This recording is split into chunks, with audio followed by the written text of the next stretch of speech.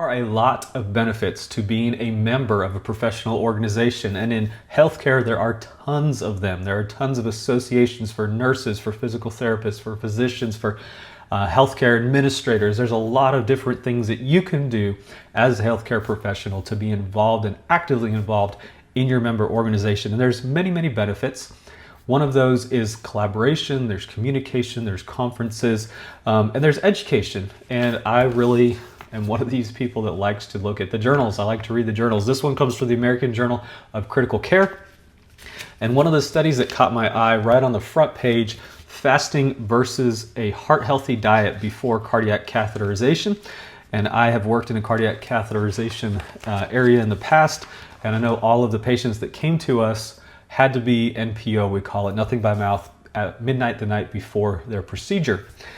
And so what may sound like very basic and simple is interesting, because this is something that nationwide many individuals every single day are told not to eat anything by mouth the night before procedure. And so this was obviously for controlled individuals. This wasn't for emergent cases. They had 197 patients that they studied, and they found, of course, that there was no statistical difference between individuals in terms of if they suffered pneumonia or aspiration or needed to be intubated during or after their procedure, those individuals that fasted versus those that took a heart-healthy diet prior to their procedure. And so obviously those individuals with a heart-healthy diet were happier. They were much more satisfied with their care because they were able to eat before their procedure. And so those individuals undergoing a cardiac catheterization procedure are placed on what we call a moderate sedation. So they're given light sedation, often enough to allow them to hold their breath during particular imaging or be able to follow commands during their cardiac procedure. And so that form of sedation is much lighter than a full-blown anesthesia or a deep sedation.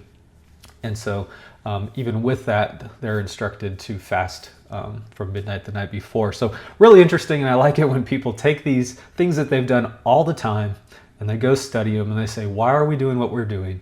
Should we be doing it? Is there evidence to support it? And so I want to encourage you that if you have something in your area where you work and you just do it all the time, just stop for a minute, look around and go, what are we doing all the time that we always do, that we're used to doing?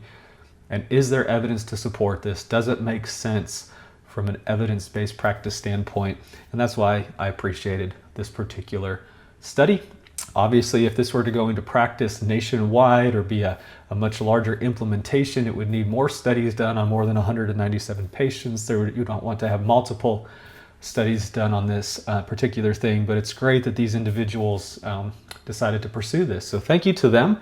Thank you to the American Journal of Critical Care for publishing it and all the work that went into that. And again, if you're not part of your member organization, go join, sign up, become more educated, collaborate more with people that love to do the same things that you're doing, and be an active member of your organization. Thank you so much for watching this. Have a great day.